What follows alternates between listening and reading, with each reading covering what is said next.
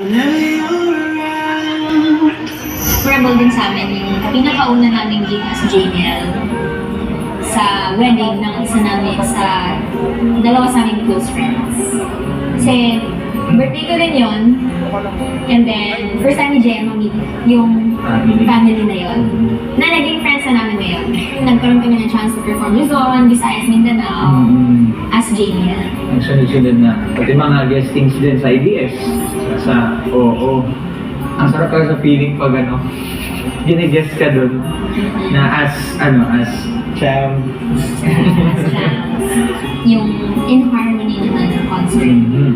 Na isa rin sa siguro nag-open din ng maraming doors pa na ma-invite kami kasi napapanood nila yung mga clips namin tapos nakasama pa namin yung New Gen Champs. Napakalaking bagay nito talaga para sa amin.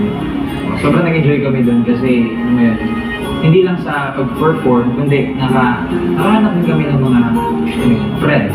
Tawag natin friends talaga at mga totoong tao.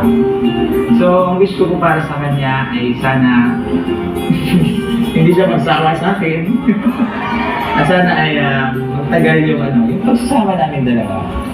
At hindi lang sa work, kundi kung ano man tayo, sana magtagal. Wish ko na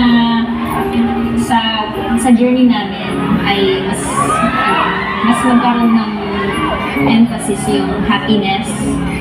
Sana ay mas manaig yung happiness, yung good times lang na dadalhin natin sa kung saan man tayo dalhin ng mga pangarap natin.